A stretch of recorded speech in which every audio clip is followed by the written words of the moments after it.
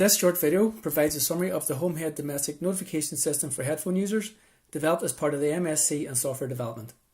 This system comprises a Raspberry Pi 3 and ReSpeaker 4 array microphone that discreetly sits in a prominent place in a house and actively listens out for the occurrence of specific trigger noises, such as a doorbell ringing that have been added by a user. If a train trigger noise is detected, a visual and audible notification similar to a normal message is sent to a mobile device which has the HomeHead companion app installed, notifying them of the noise detected, but only if they have headphones connected to the mobile device via Bluetooth or aux cable. This system reduces the risk of missing an event, such as someone calling at the door when listening to music or watching a movie on your mobile device. The Android app allows the system to be remotely controlled by executing commands over an SSH channel, permitting a user to undertake a range of functions such as start and stop the device listening and manage trigger noise trained to the system, i.e. add or delete noises.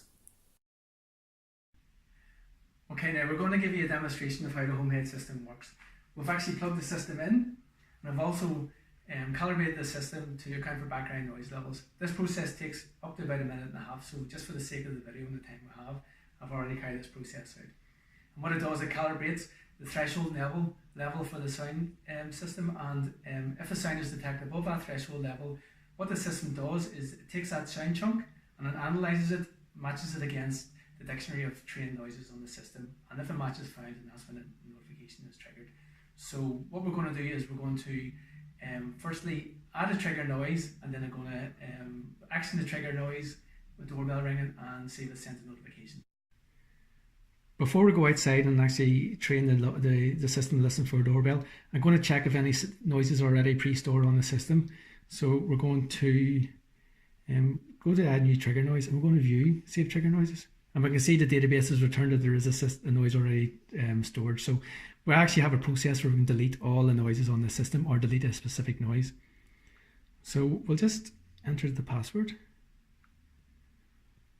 and we'll delete all stored noises just for brevity. And we've got a pop-up message just to confirm our action. Hit yes, and it indicates that all noises have been stored. So what we're going to do is we're going to add a trigger noise to the system. We've already made sure there's no other existing noises on the system, so we'll navigate to add new trigger noise. Add in the description of the noise we want to add, so it's going to be doorbell. Add in our device password. And then we're going to hit record noise, and we're going to then press the doorbell when we're prompted to by the system.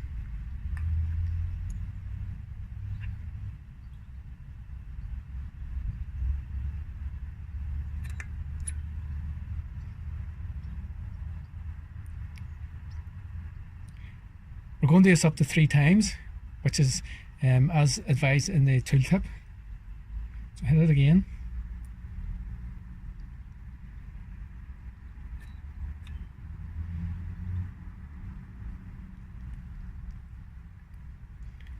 And one final time.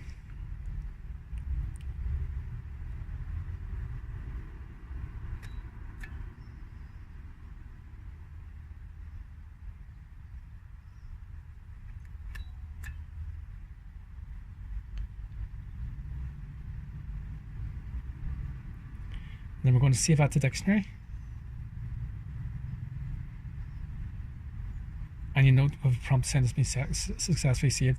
We can actually then click on here and we'll see the doorbell's been added to the system. So what we're going to do now is we're going to grab our headphones, and we're going to press the doorbell, and then get somebody to press the doorbell, and we're going to see if a notification is sent. So now we've actually trained a trigger noise to the system. In this case, a doorbell. What we're going to do is we're actually going to start the device actively listening. So hopefully then, when it actually then recognises the doorbell being rung, it'll send a a notification to the device when we're listening to Spotify, for instance, with the headphones plugged in. So to start the device listening, we add the password. A prompt is given that the device is actively listening. So we're actually then going to bring up some Spotify.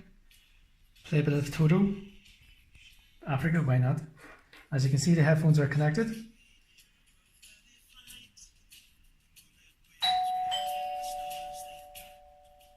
And you can see notification has been detected. The notification outlines the type of notification, i.e. doorbell, and also the time it occurred, as you can see. Okay, we've actually demonstrated how the system can react to a noise which has been trained to the system, in this case a doorbell, but the system can also react to a phrase which has been trained to the system. So we're going to go through the process of training the system to listen for a typical phrase that you hear in a household. So dinner, somebody shouting at your dinner's ready. And I'm just going to train the system now to listen for it. We don't need to focus on the app because it's the same process as we did with the doorbell, but we can demonstrate how it's done anyway. So we'll go to add a new trigger noise. The noise description is dinner. Enter the password. Wait for the prompt. Dinner.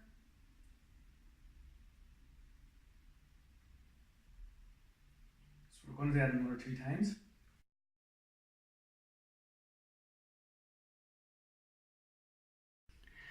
So now we have stored a system phrase to the system. We're going to demonstrate how it works, and you can see the listening device is over there, which is probably about 3.5 meters, nearly 4 meters away from us. Give you an idea of the range it works. So like before, we're going to start the device listening. We enter the password. We're given the prompt to say the device is actively listening. We're going to bring back Toto. You can hear it playing in the background. And when I shout the word dinner,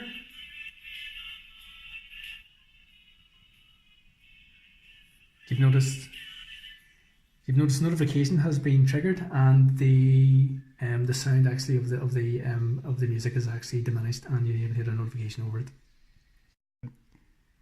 So hopefully that gave you a bit of a flavour for what the system can do in terms of reacting to both trigger noises and trigger phrases. Just to give you a bit of a flavour for what other capabilities the app has, we can actually then go into the stop the device listening remotely. Just click on there, add in the password, and as you can see, we're prompted that the listening device has stopped listening.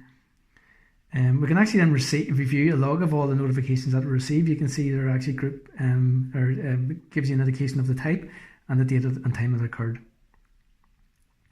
In terms of other functionality, if we go into configure system, we went through add trigger noise and delete trigger noises, and we talked a bit about calibrating noise, where you basically just add the password and it does it automatically. But at the start, when we were initially set up the system, we've been required to add in the IP address of the device and the device ID. It's just a case of adding them into these bits here, these fields here.